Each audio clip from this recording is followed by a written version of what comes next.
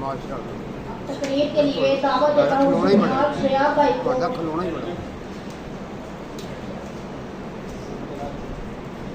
السلام علیکم ورحمۃ اللہ وبرکاتہ۔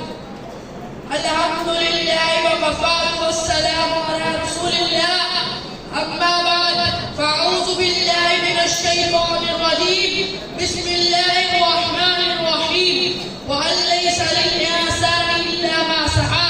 محنت کر تو اور محنت سے ہی نام پیدا کر، محنت کر تو اور محنت سے ہی نام پیدا کر، اگر کی نہ محنت تو بھی پھرے گا در بدر۔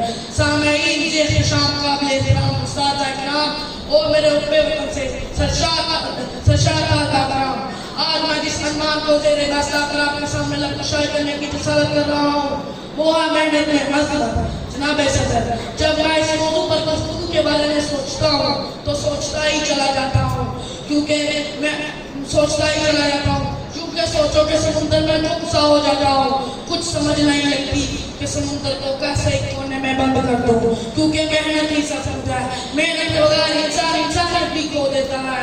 اسی محنت کی بدولت ڈاکٹر عبدالقدیر خان نے پاکستان کو ایٹمی طاقت بنایا، اسی محنت نے سیدہ مقام کو سیدہ مقام بنایا، اسی محنت نے احسان الہی کو احسان الہی ظہیر بنایا، اسی محنت نے علامہ اقبال کو شاعر اور مصور پاکستان بنایا، اسی محنت نے حافظہ سموری چیف مارشل آرمی حافظہ سموری بنایا۔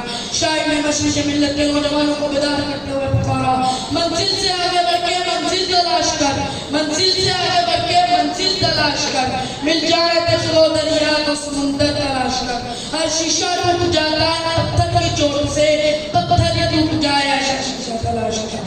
سجدوں سے تیرے کیا ہوا صدیاں گزر گئیں، سجدوں سے تیرے کیا ہوا صدیاں گزر گئیں، جو دنیا تیری بدل